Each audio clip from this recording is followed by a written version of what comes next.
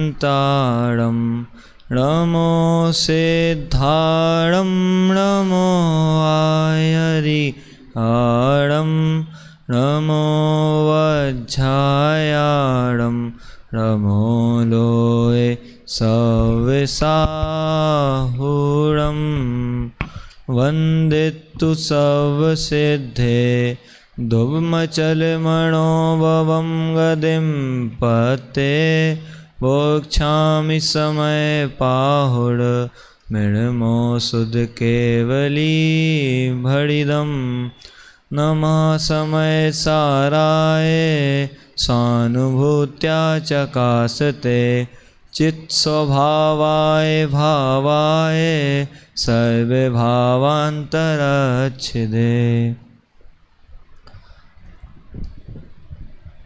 हमारे समक्ष ग्रंथादिराज समयसार जी आचार्य कुंदकुंद देव द्वारा जो रचित है उसकी हमने कल तीसरी गाथा की टीका पर चर्चा की थी और आज हम उस चौथी गाथा है उस पर चर्चा करेंगे। पहले तो आचार्य देव ने दूसरी गाथा में 100 समय और पद समय ऐसे समय के दो भेद करके चर्चा की थी और तीसरी गाथा में उस 100 समय और पद समय में दुविधता पैदा करके उसको बाधित किया था और जो समय है मतलब 6 द्रव्य हैं वही जगत में सर्वत्र सुंदर हैं ऐसा कहा गया था। अब वह जगत में सुंदर होते हुए भी हमें प्राप्त क्यों नहीं है? जो आप हमारा आत्मा है जीव है वह अगर सुंदर है तो हमें मिल क्यों नहीं रहा है, हमें प्राप्त क्यों नहीं हो रहा है? तो चौथी गाथा हम यहाँ से चौथी गाथा का पाठ करेंगे। चौथी गाथा में क्या कहा गया उस पर चर्चा करेंगे फिर कि सुध परिचिदानुभूता सब्बस विकाम भोग वंद कहा एयत्तस्सुभ लंभो रणवरिण सुलहो बिहत्तस्य सबकी सुनी अनुभूत परिचित भोग बंधन की कथा पर से पृथक एकत्व की उपलब्धि केवल सुलभ ना कि शुद्ध परिचिदानुभूता सब्बस्वी काम भोग बंद कहा कि सब्बस्व क्या अर्थ लेना है कि सर्व जीव सबके लिए मतलब सब जीव सभी जीव। अब सभी जीव कैसे कौन से सभी जीव लेंगे तो अब आगे अपन देखेंगे इसमें कौन से सभी जीवों की बात की गई है। तो शुद्ध परिचिदानुभूता कि शुद्ध परिचिदानुभूता मतलब शुद्ध मतलब अपन इसका वो शब्द को तोड़ें प्राकृत में ही तो सुधा परिचिदा और अनुभूता। और सुधा अर्थात क्या कि सुनी हुई, क्या सुनी हुई मतलब सुनी हुई परिचित की हुई। अनुभूता मतलब अनुभूत अनुभूति हमने जिसकी की है। तो ऐसी क्या है काम भोग बंध की कथा, जो काम भोग बंधन की कथा है उसका हमने उसको सुनी भी है, उसका हमने परिचय प्राप्त किया है और उसका हमने अनुभूति भी कर रहे हैं, अनुभूति भी उसकी की है। तो अब सुनी हुई परिचय और अनुभव कैसा, जैसे कोई बच्चा है समझना कि जैसे कोई बच्चा है अपन ने उसको अपन कहते हैं ना घर पे गाय को रोटी डाला हो, गाय को बचा हुआ तो धौन है खाने का भोजन का तो वो डाला हो तो उसने सुन लिया ना कि क्या सुन लिया गाय कोई गाय है, क्या एक गाय है सुन लिया। अब परिचय अब अपन कहते हैं ना गाय के 4 पैर हैं 2 सींग हैं 1 पूँछ है तो ये उसका परिचय ही प्राप्त हो गया। हमने पहले सुन लिया गाय है, अब गाय कैसी है उसका परिचय प्राप्त कर लिया कि 4 पैर 1 पूँछ 2 सींग हैं। अब अनुभव अब उस बच्चे को अगर हम उसके सामने खड़ा कर देंगे गाय के आगे तो वह उसका अनुभव नहीं कर पाएगा क्योंकि उसने कभी उसको देखा ही नहीं था। अनुभव कैसे करेगा, जब देखेगा जब ही तो उसका अनुभव करेगा। ऐसे ही कि शुद्ध परिचिदानुभूता कि सुनी हुई परिचित की हुई और अनुभव की हुई जो काम भोग बंधन की कथा है इसका तो हम क्या कर रहे हैं, हमने सुनी भी रखी है परिचय प्राप्त किया है और इस काम भोग बंधन की कथा का हम क्या कर रहे हैं अनुभव भी कर रहे हैं। अब काम भोग बंध की कथा क्या कि मतलब जो पंचेंद्रिय विषय हैं जो उनकी कथा है कि हम उसी में रच रहे हैं, पंचेंद्रिय विषयों में रच रहे हैं पच रहे हैं उसका ही अनुभव कर रहे हैं। तो काम से क्या मतलब 4 पुरुषार्थ ले सकते हैं अपन। जैसे काम से 4 पुरुषार्थ कौन, धर्म अर्थ काम और मोक्ष, वे 4 पुरुषार्थ होते हैं। अब इसमें काम मतलब जो अर्थ और काम है, अर्थ और काम वह तो क्या है मतलब अर्थ और काम जो अपन अर्थ और काम के परिणाम कैसे हैं, अशुभ रूप हैं पाप रूप हैं और जो धर्म है, और धर्म के परिणाम कैसे हैं? पुण्य रूप हैं, शुभ रूप हैं, ठीक है। और मोक्ष, मोक्ष क्या है? मोक्ष है शुद्ध रूप, और मोक्ष शुद्ध रूप है। तो हम क्या, धर्म और मोक्ष, इसकी तो चर्चा कर नहीं रहे हैं, इसकी तो अनुभूति नहीं कर रहे हैं। किसकी अनुभूति कर रहे हैं? काम और भोग की। तो ये क्या है? संसार में हमें फंसाने वाले हैं कि नहीं है? पाप का कारण है कि नहीं? पाप बंद है, बंद हो रहा है तो हम इस संसार में ही परिभ्रमण कर रहे हैं, ठीक है। तो काम और भोग, भोग मतलब काम भोग, काम भोग, भोग मतलब कैसे? अब भोग मतलब 4 प्रकार की भी कथाएँ होती हैं, जैसे 4 प्रकार की भी कथा। तो जैसे स्त्री कथा, राज कथा, चोर कथा, भोजन कथा, 4 प्रकार की भी कथाएँ होती हैं। हाँ, काम भोग बंद कहा, बंद कहा से क्या लेना है? कथा। तो काम भोग बंधनी कथा कैसी है? मतलब कथा से भी कथा, मतलब कैसी? 4 प्रकार की भी कथाएँ। अब स्त्री कथा कि पर स्त्री की चर्चा करते रहते हैं, राज कथा कि राजनीति आदि की चर्चा कर रहे हैं, ठीक है। चोर कथा कि उसके यहाँ चोरी हो गई, हाँ, यहाँ से बात अपने उसको बता दी, उसको बता दी। और भोजन कथा कि जो खाना के लोलुपी हैं वो खाने की बात करते रहते हैं। तो काम भोग बंधन की कथा कि जो काम और भोग अपन जो भोग रहे हैं उनकी अपन दिन रात चर्चा करते रहते हैं, ठीक है। फिर आगे क्या कहा कि एयत्तस् शुभ लंबो णवरी ण सुलहो बिहत्तस्य, कि बिहत्तस्य अर्थात पर से भिन्न, एयत्तस् शुभ लंबो कि एकत्व विभक्त, उपलम्भ मतलब उपलब्धि किसकी? आत्मा की। कि पर से भिन्न एकत्व विभक्त आत्मा की हमें उपलब्धि, मतलब क्या नहीं है? एकत्व विभक्त आत्मा की हमें, एकत्व विभक्त आत्मा ही सुलभ नहीं हो रहा है। काम भोग बंधन की कथा तो सुलभ हो रही है, और जो एकत्व विभक्त आत्मा है वह हमें दुर्लभ हो रहा है, मतलब सुलभ नहीं हो रहा है। अब जैसे अलभ होता है एक, अलभ, दुर्लभ और सुलभ।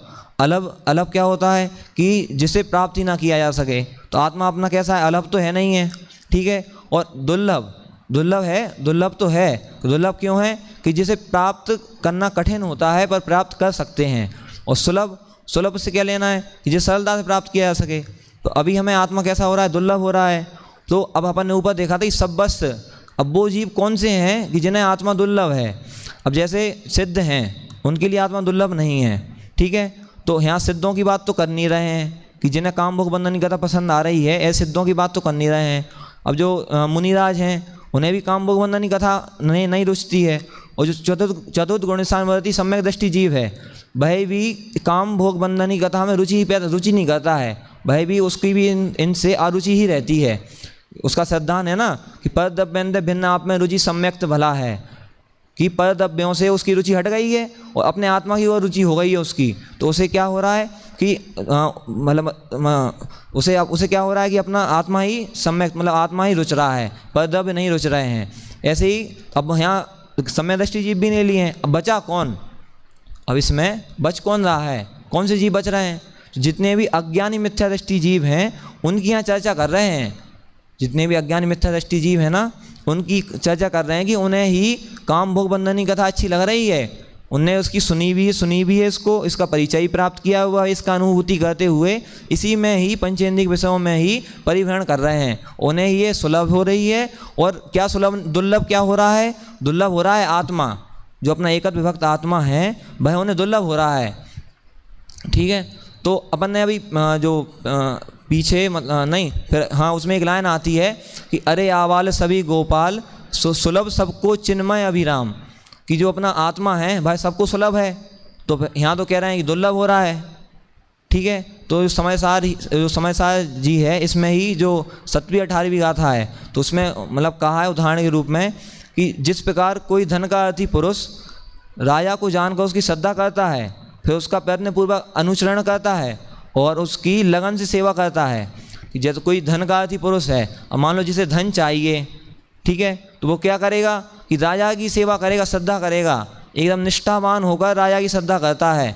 ये छल कपट पूर्वक बिल्कुल नहीं, बिल्कुल एकदम। जैसे राजा क्या कहता है वह राजा से कि आप ही श्रेष्ठ हैं, आप ही जगत में सर्वश्रेष्ठ हैं, आपके यहाँ कोई भी राजा टिकने वाला नहीं है, ठीक है।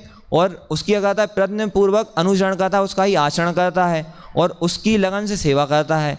ठीक उसी प्रकार जो मोक्ष के इच्छुक हैं जीव, वह जो अपना जीव है, जीव रूपी राजा है, वह इसका ही श्रद्धान करते हैं, इसका ही अनुसरण करते हैं और इसका ही अनुभव करते हैं और इसी में तन्मय हो जाते हैं। कि अब श्रद्धान मतलब क्या था, पर द्रव्यों से भिन्न आप में रुचि सम्यक भला है।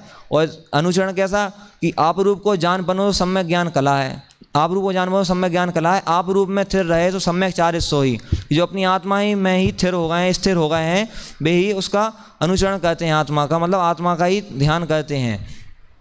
तो प्रश्न क्या उठा था कि इसमें तो असुलभ कह रहे हैं, सुलभ नहीं मतलब दुर्लभ हो रहा है आत्मा, और वहाँ तो कह रहे हैं कि सुलभ है। तो सुलभ किसके लिए है कि जो जीव प्रयत्न पुरुषार्थ से अपने आत्मा को ही जान रहे हैं, उसकी प्रतीति कर रहे हैं, उनके लिए तो सुलभ है। और जो जीव पुरुषार्थ मतलब आत्मा के प्रति पुरुषार्थ नहीं कर रहे हैं और ये काम भोग बंधन में ही पुरुषार्थ कर रहे हैं अपना, तो उनके लिए है आत्मा दुर्लभ प्रतीत हो रहा है। ठीक है, फिर आगे क्या चर्चा करते हैं कि कहते हैं कि हाँ कि अब जैसे इसमें भी लिखा है पद्यानुवाद में कि सबकी सुनी अनुभूत परिचित भोग बंधन की कथा, पर से प्रत्यक्ष एकत्व की उपलब्धि केवल सुलभ ना, कि सबने सुनी भी है, अनुभव भी क्या है, परिचित भी है भोग बंधन की कथा, पर जो अपने आत्मा की बात है वह ना सुन रखी है, ना उसका परिचय प्राप्त किया है, ना उसका अनुभव कर रहे हैं। ठीक है, और मान लो कोई जीव हैं जिसने सुनी भी है आत्मा की बात, जैसे समय सार जी है, अपन जानते हैं, अपन ने सुना है समय सार है। ठीक है, अब इसमें क्या बात लिखी है, आत्मा की बात लिखी है, तो अपन ने उसको परिचय ही प्राप्त कर लिया है, वरना आप क्या नहीं कर पा रहे हैं, उसका अनुभव नहीं कर पा रहे हैं कि भाई आत्मा कैसा है। ठीक है, अब आगे जो जयसेनाचार्य हैं उन्होंने काम भोग इसका बहुत ही अच्छा अर्थ किया है। उन्होंने क्या कहा, काम शब्द से स्पर्शन और रसना, अभी हमने क्या लिया था, पंच इंद्रिय के भोग लिए थे, अब वो काम शब्द से क्या ले रहे हैं, सिर्फ स्पर्शन और रसना इंद्रिय ले रहे हैं। जैसे स्पर्शन के भोग कैसे कि हमें अच्छा बेड चाहिए, मतलब अच्छा स्पर्शन मतलब नरम गद्दा होना चाहिए, तो हमारे स्पर्शन के भोग, जैसे रसगुल्ला है, अब रसना क्या, हम रसगुल्ले को देख कर तो उसको जान नहीं सकते क्या है। ठीक है, तो हम उसको खाएंगे जब ये पता चलेगा ना कैसा है, तो ये रसना जो रसना के लोलुपी होते हैं, तो स्पर्शन रसना का विषय करते हैं। और भोग से क्या लिया कि 3 चीज़ें कि घ्राण चक्षु और कर्ण। जैसे अब अपन क्या करते हैं, घ्राण से सूंघते हैं तो हम उसका भोग कर रहे हैं ना, खुशबू का सूंघ कर, कि जैसे कहीं कुछ बन रहा है पकवान तो हम उसको सूंघ कर उसका भोग कर रहे हैं, तो घ्राण चक्षु। अब जैसे पेन है, इसको हम यहाँ से देखें तो भोग कर पा रहे हैं इसका बिल्कुल पास से, इसको नज़दीक करके अपन इसको देखेंगे तो हम इसका भोग नहीं कर पाएंगे, जब हमें दूर होगा थोड़ा तो जब ही हम इसका भोग कर सकते हैं। तो चक्षु और कर्ण क्या, कहीं अच्छे ढोल बज रहे हों तो हम उनको सुन रहे हैं तो उसका हमें भोग हो रहा है ना, मज़ा आ रहा है ना, कि बड़ी क्या सुहावने ढोल बज रहे हैं। ठीक है, तो आचार्य जयसेन इसका अर्थ करते हैं कि काम से स्पर्शन रचना और भोग से घ्राण चक्षु और कर्ण इंद्रिय का विषय करते हैं कि 5 प्रकार की जो मतलब इंद्रियां होती हैं, इनको 2 में और 3 ऐसा इसका विभाजन उन्होंने किया है। अब जो आचार्य अमृतचंद हैं वह इसकी आत्मख्याति टीका में भाव व्यक्त करते हैं। क्या भाव व्यक्त करते हैं इस गाथा का, वह कहते हैं यद्यपि यह काम भोग संबंधी कथा एकत्व से विरुद्ध होने से अत्यंत विसंवाद कराने वाली है। कि कैसी, कि जो काम भोग बंधनी कथा है हमें क्या कर रही है, आत्मा के स्वभाव से विरुद्ध कर रही है, मतलब हमें अपने आत्मा से दूर कर रही है, और ये शरीर पुद्गल आदि में ही हमें रुचा रही, पंचेंद्रिय भोग में ही हमें रुचा रही है काम भोग बंधनी कथा। तो वो क्या कहते हैं कि काम भोग बंधनी कथा एकत्व से विरुद्ध होने से अत्यंत विसंवाद पैदा कराने वाली है, कि आत्मा के स्वभाव से हमें विरुद्ध करने से विसंवाद पैदा कराती है। तथापि समस्त जीव ने ऐसे अनंत बार सुना है, इसका अनुभव, इसका परिचय प्राप्त किया है और अनंत बार इसका अनुभव भी किया है। फिर आगे क्या कहते हैं आचार्य देव कि संसार रूपी चक्र के मध्य में, संसार रूपी चक्र कैसा, कोई चक्र है, अब मान लीजिए कोई चक्र है, उसके बीच में अगर जैसे कोई जीव है बीच में मान लें, या अपन उसके साइड में भी मान लें, तो वो मध्य हो गया उसका, और उसका अंत उसका आदि क्या है, जब जितना यहाँ मध्य हो गया तो इतना चक्र उसका आदि और यहाँ से अंत उसका तो हो गया ना। तो मतलब क्या लिखा है कि संसार रूपी चक्र के मध्य में स्थित। ठीक है, अब संसार रूपी चक्र के मध्य में स्थित मतलब कि यह जीव अनंत काल से ही दुख भोग रहा है, और कब तक भोगेगा, अभी मध्य में है, तो इसको अनादि से भोग रहा है और अनंत तक अभी भोगेगा क्योंकि मध्य में स्थित है। और द्रव्य क्षेत्र काल भव भाव रूप अनंत पंच परावर्तन से भ्रमण को प्राप्त है। कैसे कि अभी तो एक चक्र की बात थी, अब यहाँ दूसरा चक्कर चला रहे हैं। कैसा चला रहे हैं कि द्रव्य क्षेत्र काल भव और भाव रूपी दूसरा चक्कर चला रहे हैं। ये क्या कर रहा है कि संसार रूपी चक्र के साथ अनंत पंच परावर्तन कार्य कर रहा है, अनंत पंच परावर्तन को भोग रहा है, अनंत पंच परावर्तन कर रहा है। अब अनंत पंच परावर्तन की चर्चा वैसे करणानी का विषय बहुत अच्छी उसमें दी गई है, अपन उसको भी अगर लें तो बहुत बड़ी हो जाएगी। अभी कि द्रव्य अपन इतना सामान्य रूप से समझ लेते हैं कि द्रव्य से बड़ा क्षेत्र होता है, क्षेत्र से बड़ा काल होता है, काल से बड़ा भव होता है, भव से बड़ा भाव होता है। इस प्रकार वह 5 परावर्तन करते हुए पूरे में अनंत संसार में परिभ्रमण कर रहा है। ठीक है, आगे क्या कहते हैं कि अपने एक छत्र राज से समस्त विश्व को वशीभूत करने वाला महामोह रूपी भूत, जिसे बैल की भांति जोतता है, बाहर बहन कराता है। कौन है भैया, कौन करा रहा है कि जो एक छत्र राज है, जैसे कोई राजा है, भरत चक्रवर्ती हैं, उनका 6 खंडों पे एक छत्र राज है, पूरे 6 खंड के अकेले राजा है ना। अब वो जो चाहेंगे उनके क्षेत्र में, मतलब जो वो चाहेंगे उनके राज्य में वही होगा। ऐसे ही जो मोह रूपी राजा है, इसको किसकी उपमा दी, भूत की। ये क्या पिशाच के बराबर है, भूत के समान है। जो मोह रूपी राजा है यह भूत के समान है, और यह क्या करा रहा है, जीव को बैल की भांति जोत रहा है। जैसे अब कोई मान लो किसी व्यक्ति के पास मतलब 4 भाई हैं, अब वो एक साथ एक ही घर में रहते हैं, ठीक है, उनके पास हैं 2 बैल, उनके पास 2 बैल हैं। अब वो क्या करते हैं, उन्हें जैसे सुबह जाकर खेत जोतना है, क्योंकि फसल उगानी है तो पहले जोतना पड़ता है, बीज डालना पड़ता है। तो वो क्या करते हैं, भैया 5 बजे उठा पहला भाई, ठीक है, 4 भाई हैं तो पहला 5 बजे उठा और बैल को लेकर वो खेत में चला गया। ठीक है, अब खेत में ले गया बैलों को, तब उसने 5 बजे से 9 बजे तक बैलों को जोता, उनसे खेत को जुतवाया। ठीक है, अब बैल उतने समय तक खेत को जोतते रहे। फिर क्या हुआ, पहला भाई था वह घर आ गया और दूसरा भाई आ गया, क्योंकि अब उसको खाना पानी करना है। तो पहला भाई घर चला गया, दूसरा भाई आ गया, उसने 9 से 12 तक फिर बैलों को जोता। ऐसे तीसरा भाई आया तो उसने 3 बजे तक उनको जोता, चौथा आया उसने 6 बजे तक उसको जोता। ठीक है, अभी तो क्या अपने पास ट्रैक्टर वगैरह साधन हो गए हैं, तो इनसे जल्दी खेत जुत जाते हैं 2-4 घंटे में ही। पहले तो बहुत समय लगता था, बैलों से धीरे धीरे धीरे धीरे लगे हैं करने। ठीक है, तो अब ऐसे इसमें क्या लिखा है, जिसे बैल की भांति जोत रहा है। अब जैसे मतलब वहाँ जो मोह रूपी राजा है वह अब इस व्यक्ति को, इस जीव को बैल की भांति संसार में जोत रहा है, उसे बाहर वहन करा रहा है।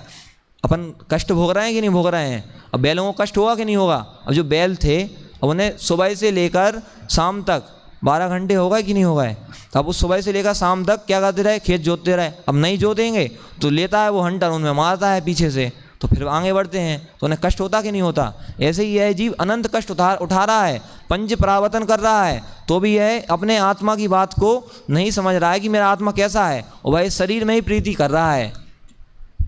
ठीक है, आगे क्या कह रहे हैं कि अत्यंत वेगवान तृष्णा रूपी रोग के दाह से संतप्त एवं आकुलित होकर जिस प्रकार मृग जल के वशीभूत होकर जंगल में भटकता है।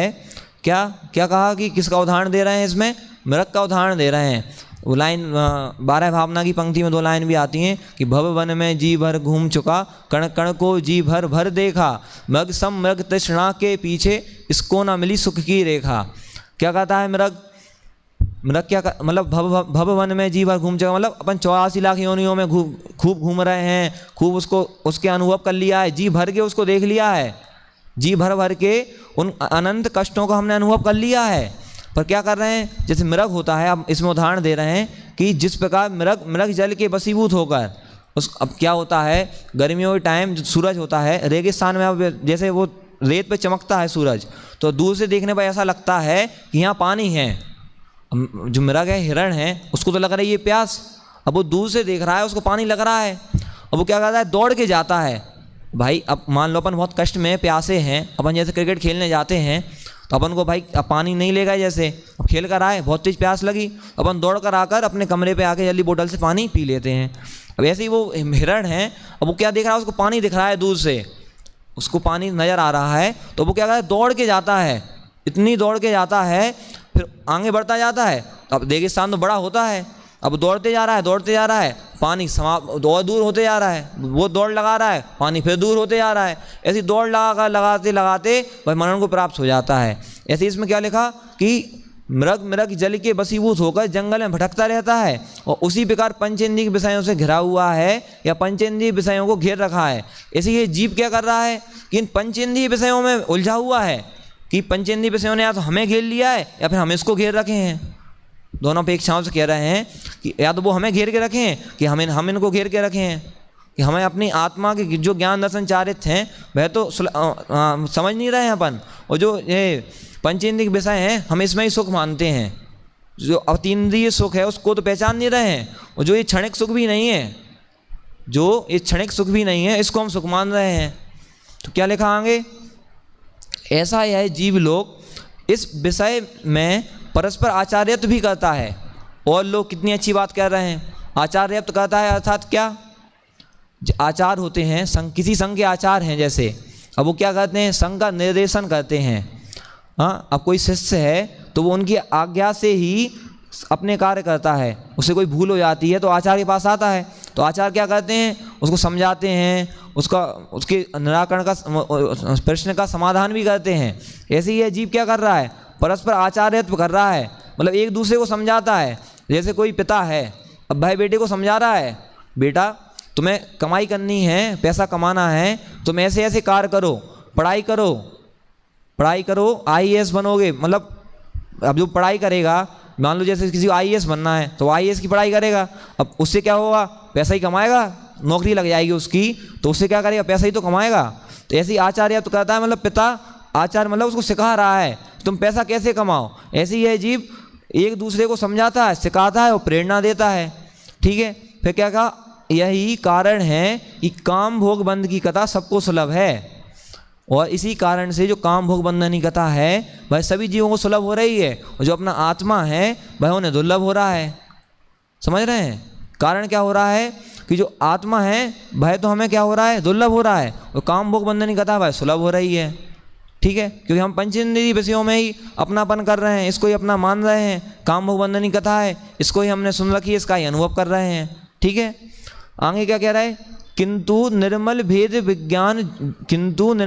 विज्ञान ज्योति से स्पष्ट दिखाई देने वाला आत्मा का एकत्व अथवा एकत्व विभक्त आत्मा यद्यपि अंतरंग में प्रकट रूप से प्रकाशमान है। क्या कह रहा है कि जो हमारा आत्मा है, जो उसकी भेद विज्ञान ज्योति है, वह तो स्पष्ट दिखाई देने वाला है ना, वह तो स्पष्ट है, पर हम उसको क्यों नहीं देख पा रहे हैं, वो हमें जो अपना आत्मा क्यों नहीं दिख रहा है, क्योंकि हमें कसायों के कारण, पंचेंद्रिय विषयों के कारण वो अभी दब रहा है। जैसे कोई सूर्य होता है, अब उसके आगे बादल आ जाएं, सूर्य है उसके आगे बादल आ जाएं, तो सूर्य तो क्या है, प्रकाशमान तो हो रहा है, सूर्य प्रकाशमान तो हो रहा है, पर बादल के कारण उसका हम दर्शन नहीं कर पा रहे हैं, उसको हम देख नहीं पा रहे हैं, किसी कारण, बादल के कारण। ऐसे ही भाई बादल यहाँ क्या हैं, पंचेंद्रिय विषय हैं, उन्हें बादल कहा गया है। और जो सूर्य है, मतलब जो अपना आत्मा है, जीव है, वह प्रकाशमान तो हो रहा है पर हम उसको देख नहीं पा रहे हैं। ठीक है, तो आगे क्या लिखा, तथापि कसाय चक्र के साथ एक रूप किए जाने से अत्यंत तिरोभूत हो रहा है, मतलब तादात्म्य रूप से जो उसमें मिल रहा है वह हमें दिख नहीं रहा है।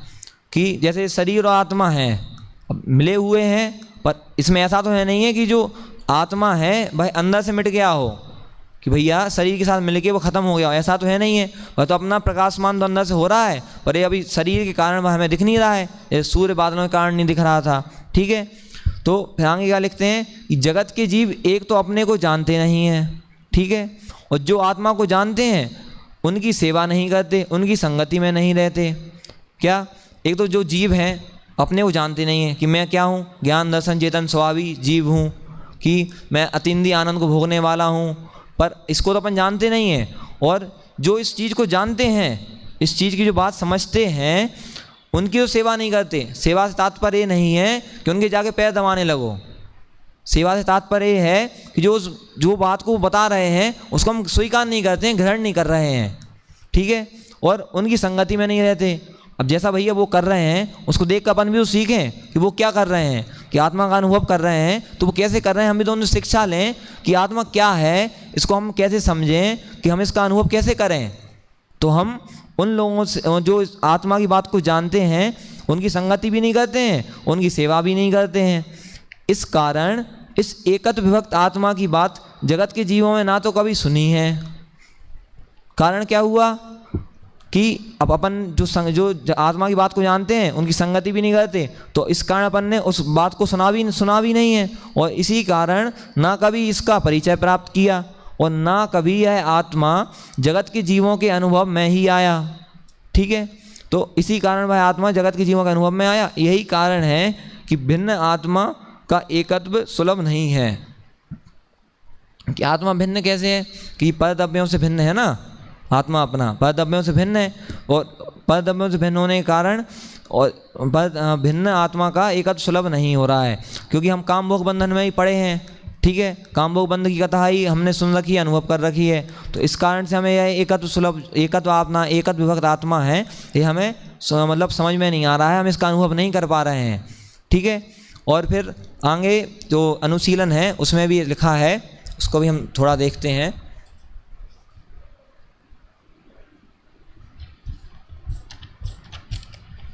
कि जैसे अज्ञानी की दुर्दशा का चित्र खींचते हुए टीका में कहा गया कि यह लोक संसार रूपी चक्की के पार्टों के बीच अनाज के दानों के समान पिस रहा है।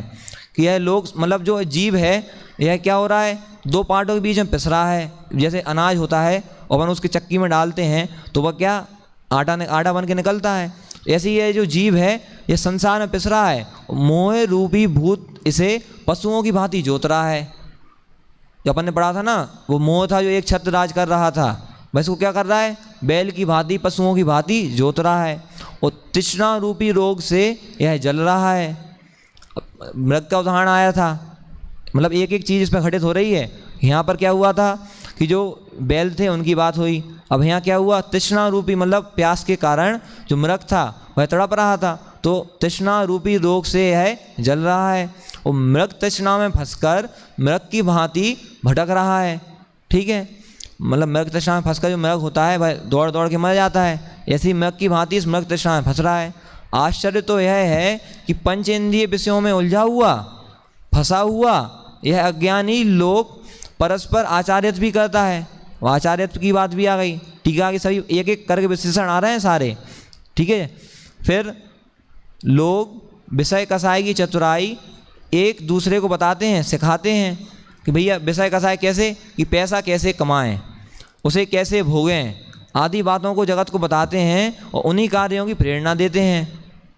समझ में आया? वो पिताजी ने बताया, जैसे आगे लिखा भी है कि बाप बेटे को समझाता है कि पैसा कैसे कमाना, कैसे जोड़ना, और बेटे भी बाप को समझाते हैं कि अब ज़माना बदल गया है, पुरानी ईमान धर्म की बातें अब नहीं चल सकती, अब तो खाओ पियो और मौज उड़ाओ, इसी में सार है।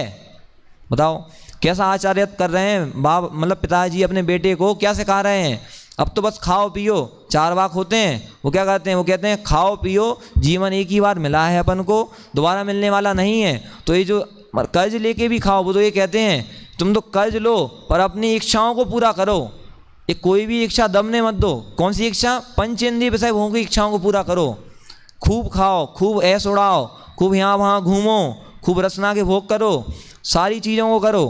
पर क्या कहते हैं कि पिताजी क्या कहते बेटे से, पुरानी ईमान धर्म की बातें अब नहीं चल सकती। मतलब जो पहले पिताजी अपने बेटे को क्या कहते थे, अपन सबको क्या किया अपने पिताजी ने, यहाँ पढ़ने के लिए भेजा कि नहीं भेजा, इस धर्म की बात सिखाने के लिए भेजा कि नहीं भेजा। इस समय साहब अपन पढ़ रहे हैं, आत्मा की बात को जान रहे हैं, तो हमें इसका अनुभव कराने के लिए यहाँ भेजा है कि हम अपनी आत्मा को जान सकें। ठीक है, आगे क्या कहते हैं, इस प्रकार सभी अज्ञानी एक दूसरे को भोग भोगने की प्रेरणा देते हैं, इसी कारण काम भोग और बंध की कथा जगत में सर्वत्र सुलभ है, किंतु पर से विभक्त और एवं अपने से अभिभक्त भगवान आत्मा की कथा अत्यंत दुर्लभ है, क्योंकि उसकी चर्चा करने वाले इस जगत में अत्यंत अल्प हैं, कहीं कहीं जुगनू के समान चमकते दिखाई देते हैं। जैसे जुगनू हैं, अब हमें सर्वत्र नहीं मिलता है, अभी हम जब भी देखते हैं हमें सर्वत्र जुगनू दिखाई नहीं देता है। जुगनू क्या है, कभी कभी दिखता है वो चमकता हुआ। ऐसे ही जो ज्ञानी जीव हैं, आत्मा की बात को बताने वाले हैं, वे अल्प हैं, बहुत कम हैं। अगर हमें मिल रहे हैं तो हमें उनकी संगति करना चाहिए, उनका अनुसरण करना चाहिए, उनकी सेवा करनी चाहिए। क्या उनकी ही सेवा करनी चाहिए, क्योंकि जिग्नों के समान है, अल्प हैं। अगर भी हमें अभी मिल रहे हैं तो ये हमारे महान पुण्य का उदय है कि जिससे भी हमें मिल रहे हैं और अपनी आत्मा की बात हमें बता रहे हैं। ठीक है, तो अब अपन जैसे जो अभी जो लास्ट में आए हैं तो उनके लिए बता देता हूँ कि गाथा में क्या कहा गया था, सामान्य भाव गाथा का, कि जो काम भोग बंधनी कथा है यही जीव को सुलभ हो रही है, रुच रही है, और जो पर से भिन्न एकत्व विभक्त अपना आत्मा है वह दिखाई नहीं दे रहा है, वह दुर्लभ हो रहा है। ठीक है, और अपन क्या करते हैं, जो काम भोग बंधनी कथा है उसका ही अनुभव कर रहे हैं, उसका ही परिचय प्राप्त कर रहे हैं, उसकी अपन ने कथा सुन रखी है, पर अपन क्या करते हैं, जो आत्मा की बात है वह अपन नहीं सुन रहे हैं, अपन नहीं ना सुनी है, ना उसका परिचय प्राप्त किया है, ना उसका अनुभव कर रहे हैं। अगर सुन भी रखी है, परिचय प्राप्त किया है, तो अपन उसका क्या नहीं कर रहे हैं, अनुभव नहीं कर रहे हैं। इस प्रकार जो चौथी गाथा थी उसमें आचार्य देव ने एकद विभक्त आत्मा, मतलब जो एकद विभक्त आत्मा है उसको ही सुलभ बताया है। मतलब अभी तो इसमें दुर्लभ बताया हो, काम भोग बंधन का सुलभ बताया है, पर सुलभ क्या है हमारे लिए, सुलभ तो हमारा जो आत्मा है वही हमारे सुलभ है। और ऐसे ही जो आत्मा का हम सभी अनुभव करें और अपने सिद्धों के साथ विराजमान हों, ऐसा जो सिद्ध अनुभव कर रहे हैं वैसा अनुभव हम करें। इसी मंगल भावना के साथ विराम लेता हूँ।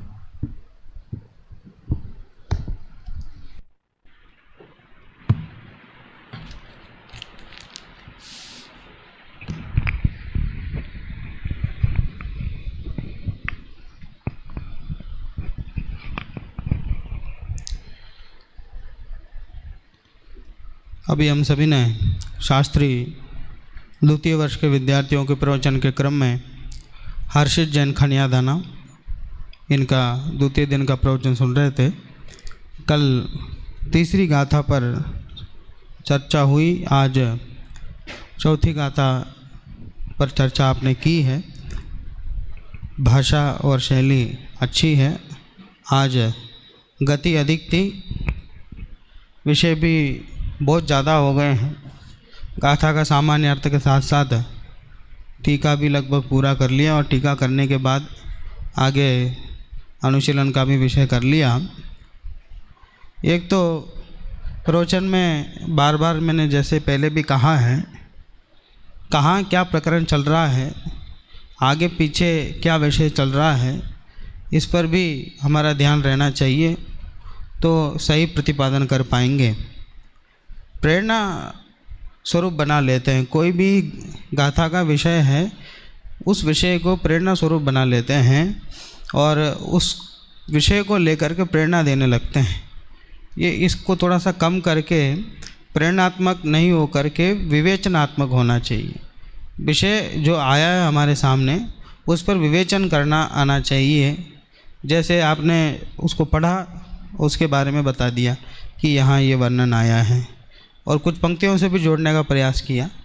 इसके अलावा उस पर विवेचन होना चाहिए कि यहाँ मुख्य रूप से जो बात कहना चाह रहे हैं, यहाँ भगवान आत्मा की चर्चा को दुर्लभ ही बताना है, सुलभ बताना उद्देश्य नहीं है। यहाँ जो विवक्षा है, यहाँ जो तर्क दिया है मूल गाथा में भी और अमृतचंद्र आचार्य ने टीका में जो प्रस्तुत किया है, उसमें भगवान आत्मा की बात दुर्लभ है ये सिद्ध करना है। ये सिद्ध नहीं करना कि यद्यपि सुलभ है पर यहाँ ये नहीं कहना, यहाँ जो जहाँ जो विवक्षित अपेक्षा है उस पर ही हमको बल देना है और उसी बात को समझाना है। और जो तर्क उन्होंने दिया है अमृतचंद्राचार्य ने कि यहाँ इस प्रकार के तर्क दिए हैं, इस वजह से इस बात की दुर्लभता बताई गई है। और पिछले में जो स्वसमय की सिद्धि उन्होंने की उस बात की दुर्लभता इसमें बताई गई है। इसलिए कोई भी विषय प्रस्तुत करते समय आगे पीछे के प्रकरण से थोड़ा सा हमें जागरूक रहना चाहिए और प्रस्तुत विषय में भी विवेचन पर ज़्यादा ध्यान देना चाहिए, तो और अच्छा इसमें हो सकेगा। यद्यपि अभी द्वितीय वर्ष में है, धीरे धीरे अध्ययन और व्यवस्थित आगे बढ़ेगा तो उसमें शैली में भी फ़र्क आएगा। इसलिए उसी में आप कोशिश करें, जो सामने विषय चल रहा है उसकी गहराई में कैसे पहुंच सकते हैं और एक एक बात को और विस्तार से कैसे समझा सकते हैं। यहाँ प्रस्तुत में ये उदाहरण आया, ये इस उदाहरण से यहाँ क्या लेना देना, ऐसा उदाहरण क्यों दिया गया, यहाँ ये शब्द दिया हुआ, इस शब्द का क्या अर्थ है, तो उसके विवेचन में जाएंगे अच्छा रहेगा। बाकी प्रयास बहुत अच्छा किया है जो विषय केंद्रित रहे हैं, अन्यत्र नहीं जाते हुए जो विषय आया उसी की चर्चा करने का अच्छा प्रयास किया। इसी तरह और अध्ययन की गहराई में जावें और उत्कृष्ट वक्ता बने, ऐसी मंगल भावना बाता हूँ। अभी समय सार विषय पर आदरणीय भाई साहब का प्रवचन थोड़े समय में प्रारंभ होगा, उससे पहले पाठ प्रारंभ करें आप।